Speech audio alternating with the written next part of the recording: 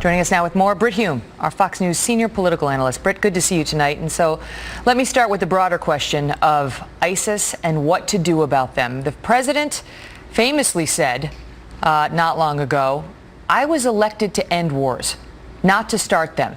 How big a role do you think that is playing in his announcement that we don't yet have a strategy for dealing with this terror army? Well, what he said, of course, Megyn, was he doesn't have a comprehensive strategy for dealing with ISIS as it exists throughout the Middle East. That is to say, not only in Iraq, where it's been so active recently, but also in Syria, where it is based. And of course, this came after his own military leaders had said that ISIS could not be defeated without being taken on in Syria. He said we don't have a strategy to do that, and there was no sign at the time that he viewed the task of creating such a strategy or deciding on one, which I think would be closer to it, with any urgency. This is a man, Megyn, whose vision of the world as he had when he took office has turned out to be a mirage.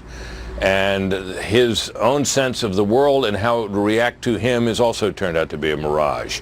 I think this is a man, Megyn, who told someone I know before he was running for office, when he was in the Senate, he was contemplating a run for president, wouldn't it be great for the world if I were president?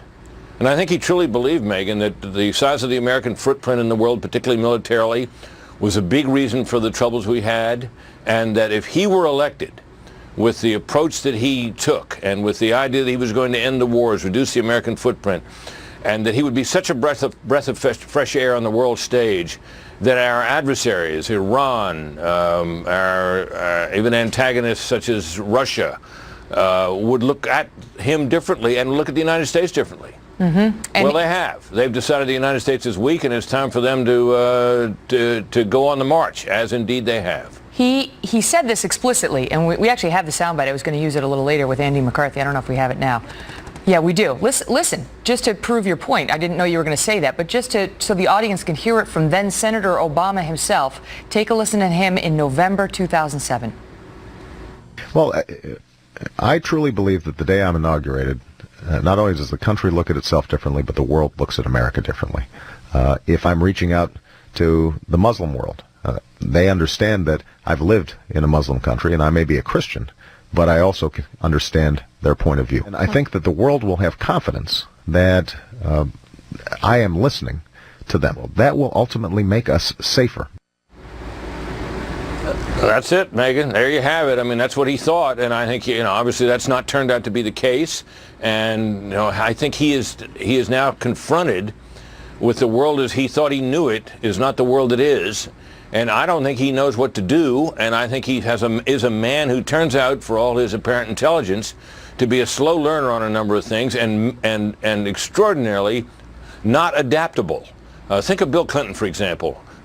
His party took a terrible bath after the Hillary Care fiasco in the 1994 midterm elections, lost control of the House of Representatives for the first time in many decades, and he adjusted.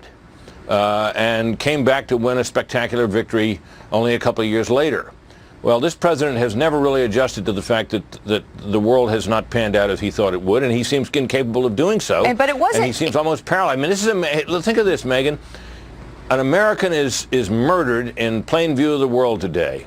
Now, obviously, some verification needed to be done and all the rest of it, but all he had to do is add a caveat to any statement he made that, if this proves to be real, this is a hideous atrocity that will not go unavenged, or something to that effect. The British Prime Minister had no trouble coming out and making a strong statement. At this hour, the president, as you mentioned earlier, has not uttered a peep. Mm-hmm. This is a man who seems not to know what to do next. And the result is that the forces around the world who would like to advance when Uncle Sam isn't active in the world, they're taking advantage. He's taking criticism now, not just from those on the right, but also from those on the left. Over the weekend, Dianne Feinstein accused him of being too cautious when it comes to ISIS. Just today, former Democratic Representative Jane Harman came out and said he should have come out after this American was beheaded and used that as an opportunity to make the case to the American people that we are going to have to get involved here more significantly militarily. These are people on the left, Brit. I mean, the left put him in office in large part because they believed what he said. He was going to go in there and end wars, not start them. Well, that was certainly, look, he's tried to do that. The problem is, if you end a war by withdrawing from the battlefield, the war is over and you lose. And that's not what I think many Americans consider a desirable outcome. Now, many Americans believe to this day that Iraq was a cause not worth fighting for, although the Iraq that was bequeathed to President Obama when he took office was in a lot better shape than the Iraq we see today. And now we're seeing a similar scenario play out in Afghanistan, where the president surged troops into that country, a commitment that he basically had made and his party had made going back some time, but announced at the same time when he was leaving. Now that looks like it's all going to turn out very badly indeed. And so what we see now is that it all isn't panning out the way he thought. And what he's tried to do repeatedly, of course, is redefine the threats down. Remember, al-Qaeda was not a large growing movement. It was core al-Qaeda that we were at war with. And once Osama bin Laden was killed, of course, that war was considered won. ISIS, you remember, these were the JV of terrorism. Now they turn out to be something far more monstrous even than al-Qaeda, although they are very much an outgrowth of the al-Qaeda he claimed to have defeated. So there we are. And my sense about this is that he doesn't really know what to do. And I think that on some level, he thinks this will all somehow play out and these are somebody else's fights.